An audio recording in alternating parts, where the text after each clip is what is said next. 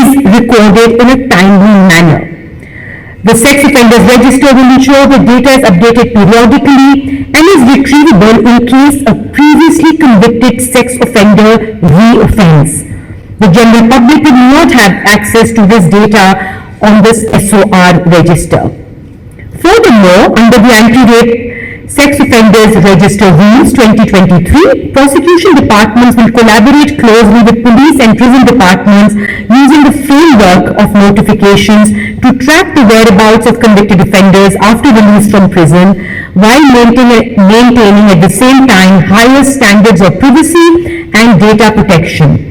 This register will therefore enable law enforcement agencies to effectively monitor and manage convicted offenders, reducing the risk of reoffending once they're out in the communities, demonstrating that Pakistan's agencies are united in their commitment to safety.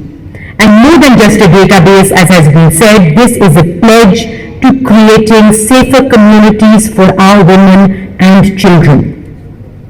We have seen in the past how efforts under the special committee and by various agencies have already led to significant improvements in conviction rates, especially reported from Sindh, although reporting of cases themselves remains abysmally low there, lagging far behind Punjab and Khyber Pakhtunkhwa provinces.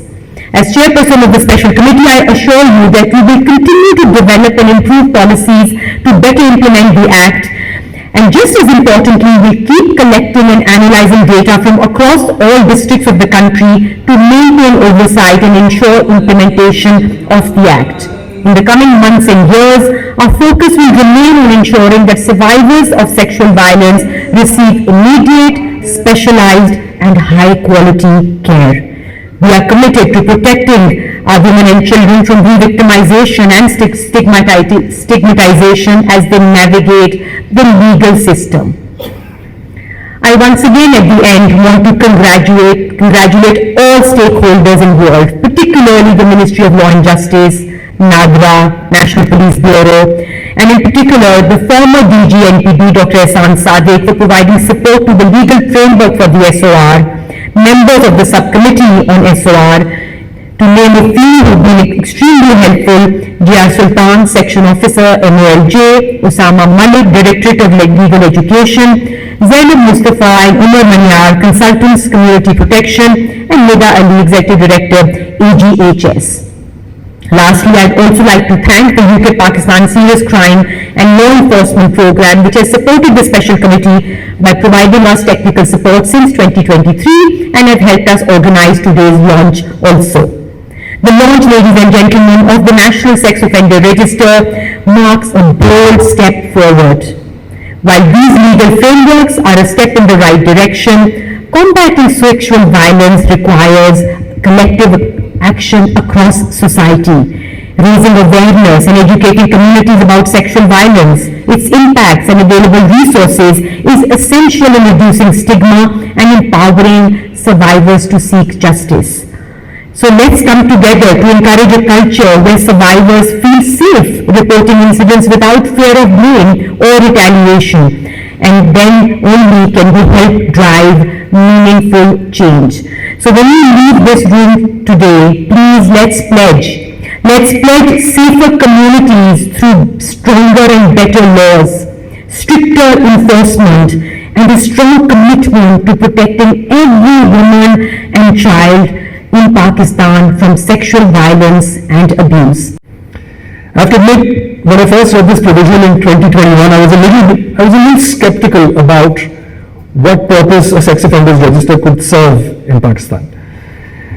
We recognize that sexual violence is barely ever reported, and when reported, it rarely leads to a conviction. And so, in this context, what value can a sex offenders register add that your existing police criminal records office can't achieve at the moment?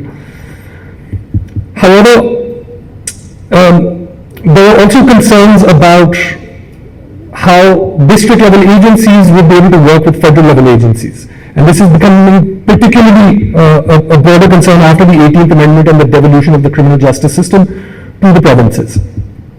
My skepticism over the last year and a half has been replaced with cautious optimism as we've gone through the process of making policy choices developing a detailed framework for implementation, pilot tested processes in District Kasur, and are now implementing them across the country. And I'll tell you why I'm cautiously optimistic now. When you look at global practices around managing sex offenders, you'll see a range of examples. You'll see open registers like you have in the United States, where anyone can access a sex offenders register. However, the vast majority of countries maintained closed registers that are not accessible to the public, or when they are, it's only in exceptional cases where the risk to safety is so high that it warrants piercing the right to privacy of a convict.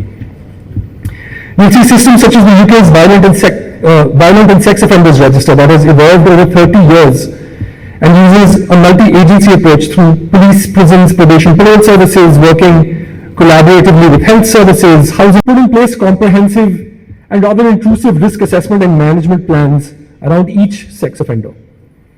For any country though, particularly one with limited resources and limited experience in implementing a national initiative on sexual violence, choosing the right starting point is critical. And that's where the Special Committee has played such a pivotal role in making these important policy choices to decide where we start with our National Sex Offenders Register.